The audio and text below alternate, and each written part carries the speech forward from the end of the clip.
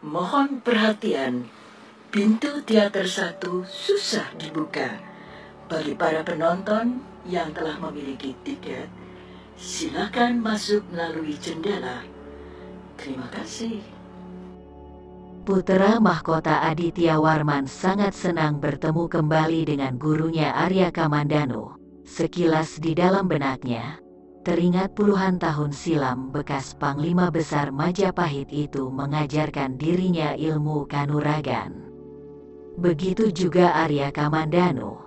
Ia merasa tidak sia-sia mendidik putra mahkota ini yang sekarang merupakan pelindung dan penasihat dari Raja Majapahit Tribuna Tunggadewi. "Guru, apakah Adi ini jambu nada?" tanya Aditya Warman pada Arya Kamandanu. "Hahaha, iya Pangeran, jambu nada sapa Gusti Pangeran Janaka," balas Arya Kamandanu. "Hamba, Gusti Pangeran." Jambu nada menunduk takzim pada Aditya Warman. "Hahaha, iya. Adi jambu nada tidak perlu sungkan-sungkan, panggil saja Kakang." "Kakang ini murid dari ayahmu," balas Aditya Warman menepuk-nepuk bahu kanan jambu nada yang duduk di sampingnya. "Baik Kakang Janaka, sapa jambu nada." Arya Kamandanu tertawa bahagia diikuti Aditya Warman dan jambu nada. Jambu nada pun mulai tidak ada perasaan sungkan lagi pada putra mahkota ini. "Dulu, ayahmu mengajarkan Kakang olah kanuraga yang bernama Naga Puspa." "Kakang hanya bisa sampai tingkat pertama. Apakah Adi sudah sampai tingkat akhir?" tanya Aditya Warman. "Sudah Kakang, Batara Naga Puspa Kresna," jawab jambu nada. "Guru, murid ingin melihat Adi jambu nada merapalkan Batara Naga Puspa Kresna. Apa diizinkan?" mohon Aditya Warman pada Arya Kamandanu. "Hahaha, silakan Pangeran."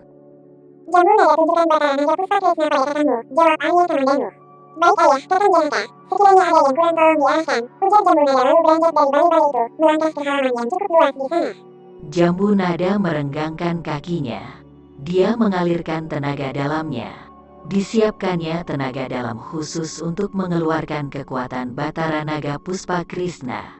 Karena sesuai isyarat dari kedipan mata ayahnya untuk mengeluarkan kekuatan Batara Naga Puspa Kresna, bukan kekuatan Sabda Naga Puspa Kresna. Sesaat kemudian tubuh jambu nada bergetar. Pada sekujur tubuh jambu nada, awalnya tubuh jambu nada itu mengeluarkan cahaya merah putih kebiruan, kemudian cahaya merah putih kebiruan hilang berganti cahaya putih. Jambu nada arahkan matanya memandang 3 batu sebesar gajah yang berada di tengah-tengah taman sebelah timur halaman. 3 bongkahan batu besar itu sisa bahan pembangunan candi. Jambu nada mengeluarkan sedikit suara auman dari mulutnya. Putra mahkota itu terkesima. 3 batu sebesar gajah itu lenyap tak berbekas. Hanya kabut putih yang keluar dari seleret warna putih temaram, melesat dari kedua mata jambu nada. Tidak ada ledakan, hanya selerat cahaya, asap menguap dan lenyap tertiup angin malam. Saat suara auman keluar dari mulut jambu nada, tubuh Aditya Warman terguncang cukup hebat. Dengan refleks, hawa murni di tubuh Aditya Warman melindungi jantungnya dan setelah suara auman itu berhenti, dadanya terasa sangat sesak. Setelah aliran nafasnya kembali normal, Aditya Warman tersenyum dan menepuk-nepuk bahu jambu nada berkali-kali. Jambu nada yang sudah kembali duduk di samping Aditya Warman merasa senang. "Guru, tadi murid melihat ada totol seperti sisik." "Kenapa itu?" tanya Aditya Warman pada Arya Kamandanu. "Totol itu sudah ada sejak lahir." Naga Puspa Kresna menetas dalam diri jambu nada dari tenaga Naga Puspa Kresna yang guru yakini. Jawab Arya Kamandanu. "Hahaha, tidak salah Kakang Gajah Mada menjatuhkan pilihannya pada Adi jambu nada untuk membantu kerajaan Majapahit," sahut Aditya Warman. Jambu nada tersipu mendengar Aditya Warman memuji dirinya. Namun Jambu Nada sadar diri bahwa semuanya atas izin Sang Hyang Widiwasa. Kakang terlalu memuji Adi. Ini semua berkat dari Sang Hyang Widiwasa. Semuanya akan kembali pada waktunya. Ujar Jambu Nada tersipu. Hahaha, bagus-bagus, tidak sia-sia didik guru. Cukup lama mereka bertiga menikmati kebersamaan di balai-balai itu. Adityawarman juga mengisahkan pada gurunya ini awal kedatangannya kembali ke Majapahit.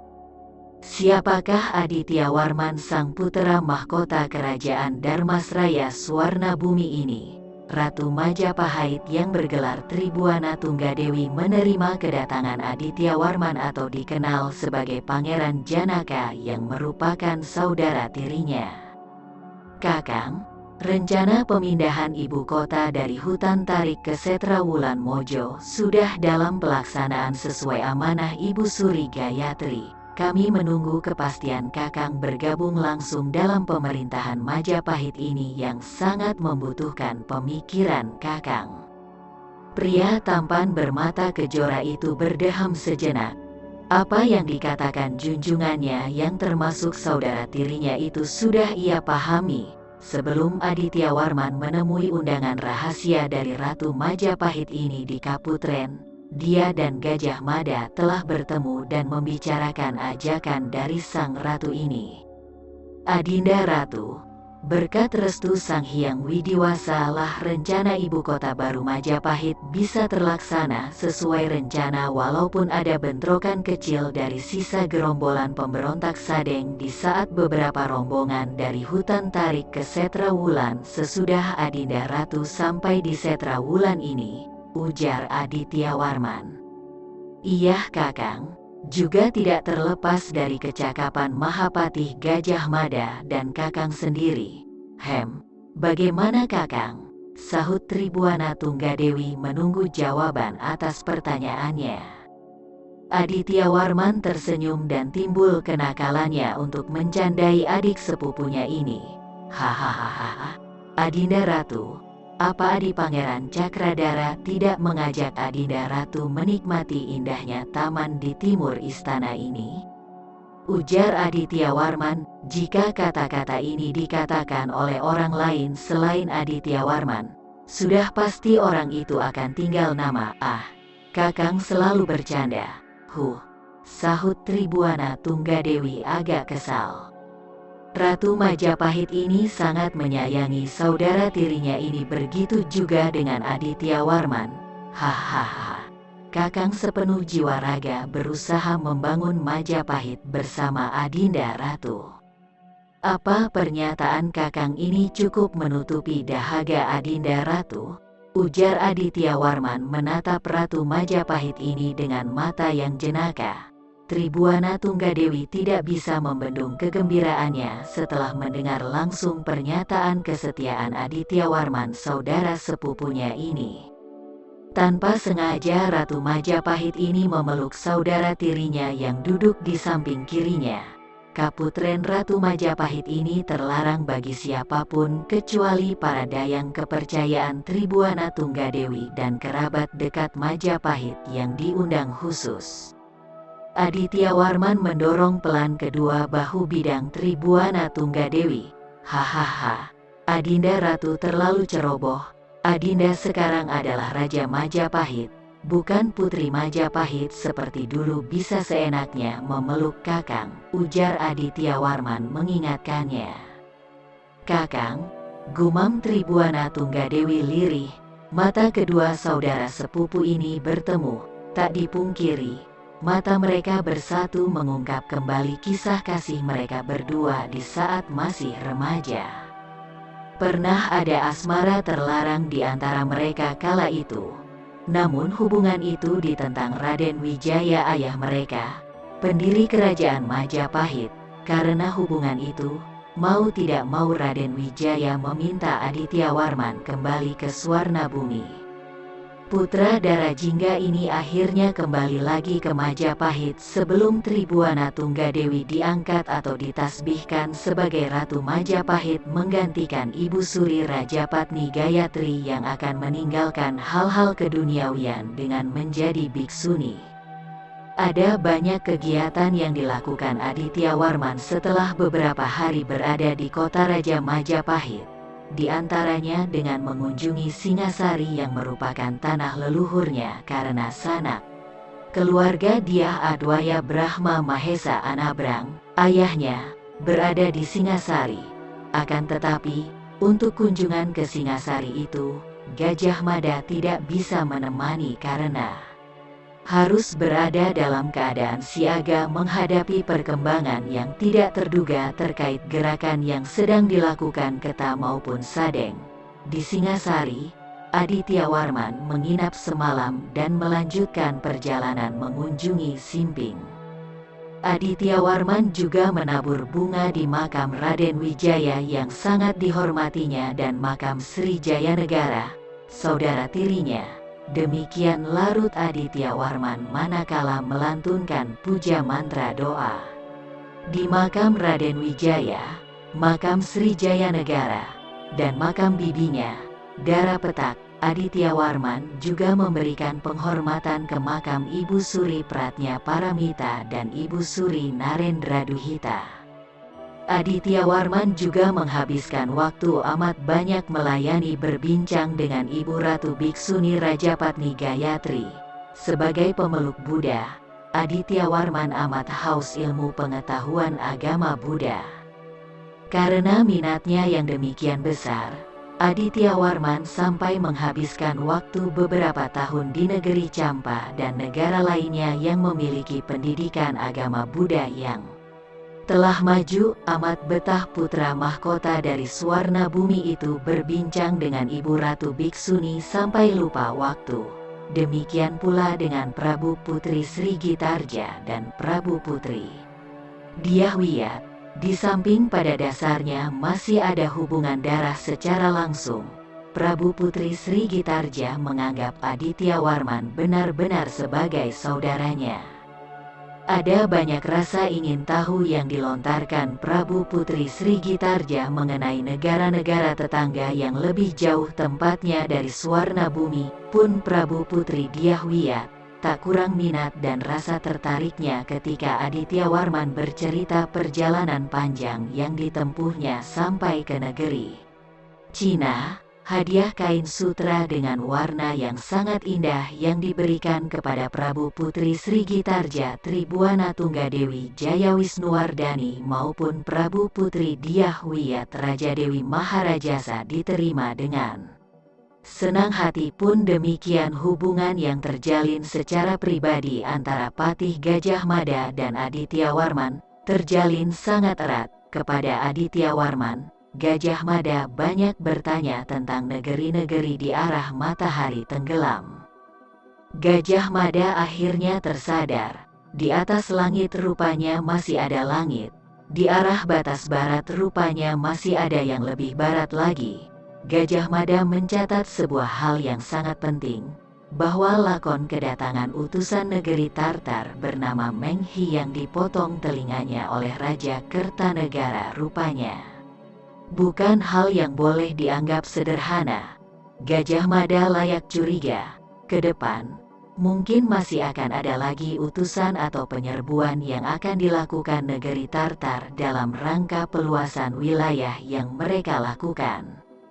Tak hanya hubungan antara Gajah Mada dan Aditya Warman yang berjalan dengan amat baik, para prajurit bawahan Aditya Warman dari Dharmasraya pun bergaul dengan sangat baik dengan para prajurit Majapahit. Adinda, semuanya sudah ditakdirkan. Sekarang saatnya Dharmasraya Swarna Bumi menunjukkan kerja nyata atas hubungan kerjasama kedua kerajaan kita ini yang sudah terajut dalam hubungan kerabat. Ujar Aditya Warman memupuskan kenangan asmara sesaat sang Ratu Majapahit ini. Baiklah Kakang, kalau ini sudah menjadi tekadmu, Adinda tidak pernah melupakan masa itu, Kakang. sahut Tribuana Tunggadewi lirih. Tidak perlu dilupakan, Adinda. Kalau Adinda rindu Kakang, ingatlah masa-masa itu. Namun ingat juga dengan kasih dari Adi Pangeran Cakradara padamu, Dinda. Suratan takdir ini sudah seharusnya kita berdua jalankan, ujar Aditya Warman menatap nanar bekas pujaan hatinya ini. Ah, Kakang selalu bisa menghibur Dinda. Seharusnya yang menjadi Raja Majapahit adalah Kakang bukan Dinda. Kenapa Kakang lebih memilih kerajaan Darmasraya Swarnabumi daripada Majapahit ini? Tanya Tribuana Tunggadewi. Yah, menurut silsilah Wangsa Rajasa setelah mangkatnya Sri Jaya Negara anak Dara Petak Sang Permaisuri Majapahit, penerus Sri Jaya Negara tidak ada laki-laki sehingga tampuk kekuasaan tertinggi Majapahit mengalami kekosongan hingga akhirnya istri Raden Wijaya yang masih hidup yakni Rajapatni Gayatri menutupi kekosongan tersebut sampai akhirnya Tribuana Tunggadewi dipilih sebagai Raja Majapahit ketiga setelah Sri Jaya Negara. Sebelum Rajapatni Gayatri dan Mahapatih Arya Tadah memilih Tribuana Tunggadewi, mereka sudah mengirim utusan ke kerajaan Darmasraya Swarnabumi untuk meminta putra mahkota Darmasraya yakni Pangeran Janaka atau Aditya Warman mengisi kekosongan raja di Majapahit. Namun utusan itu kembali dengan sebuah lontar yang ditulis Aditya Warman di mana isinya memberikan posisi Raja Majapahit itu kepada Tribuana Tunggadewi. Hal ini dikarenakan Aditya Warman sudah memutuskan untuk menjadi penerus kerajaan Darmasraya Swarnabumi. Hahaha, sudah sepantasnya dan seharusnya lah Adinda yang meneruskan kerajaan Ayahanda Prabu Sriwijaya Jayawardana, ujar Aditya Warman meraih sepotong ubi rebus dan memakannya. Kita semua tahu Kakang salah satu putera Ayahanda Prabu dari Ibu Suri Darajingga walaupun Ayahanda Prabu tidak mengambil Ibu Suri Darajingga sebagai salah satu selir sahnya, sahut Tribuana Tunggadewi sambil ikut menikmati ubi rebus yang disodorkan Aditya Warman. Aditya Warman tersenyum. Semua sudah terjadi. Kakang lihat ini lebih baik sampai saatnya Adinda meneruskan ke putra Adinda di masa yang akan datang. Ratu Majapahit ini hanya memandang kakangnya itu. Di lubuk hatinya, Tribuana Tunggadewi tidak ada niat menjadi Raja Majapahit, bermimpi menjadi raja pun tidak pernah. Namun satu hal yang ia sadari, ia bisa menjadi Raja Majapahit karena kakangnya ini, putra mahkota Darmasraya Swarnabumi yang menunjuk dirinya menampuk Raja Majapahit. Ini sedikit narasi tentang jati diri Aditya Warman menurut penulis. Bagi pecinta sandiwara radio tutur tinular di episode awal Pelangi di Atas Kurawan seri pertama di awal pembukaan seri, terdengar Raden Wijaya mengukuhkan dirinya sebagai penguasa Swarnabumi yang sudah ditaklukkan dalam panji kerajaan Majapahit. Masa awal pemerintahan Raden Wijaya bergelar Sri Rajasa Jayawardana, melakukan ekspansi ke Sumatera yang dikenal sebagai ekspansi Pamalayu. Swarnabumi mengakui keberadaan Majapahit dan bersedia bernaung di bawah panji-panji kerajaan Majapahit. Raja Darmasraya Swarnabumi memberikan dua cucunya yang bernama Dara Petak dan Dara Jingga pada Raden Wijaya. Awalnya Raden Wijaya mengambil kedua puteri dari kerajaan Melayu itu sebagai selir-selirnya. Namun untuk meredam kecemburuan yang cukup besar dari Dara Petak pada Dara Jingga, akhirnya Raden Wijaya hanya mengambil Dara Petak sebagai selirnya yang terkasih sedangkan Dara Jingga dikembalikan ke Swarnabumi. Kecantikan dan keintiman yang diberikan Dara Petak pada suaminya, membuat suaminya itu sangat mencintainya sampai akhirnya mengangkat Dara Petak sebagai permaisuri bergelar Indreswari yang posisinya di bawah permaisuri utama Tribuaneswari. Dari semua istri-istri Raden Wijaya, Hanya Dara Petak yang melahirkan anak laki-laki. Jayanegara anak Dara Petak diangkat menjadi anak Tribuaneswari sang permaisuri utama. Setelah Raden Wijaya wafat, Jayanegara ditasbihkan sebagai Raja Majapahit kedua. Jadi kalau mau dikatakan, Raja Sri Kertanegara adalah salah satu keturunan dari Raja Tanah Melayu Swarnabumi yang berasimilasi dengan Wangsa Raja Jawadwipa.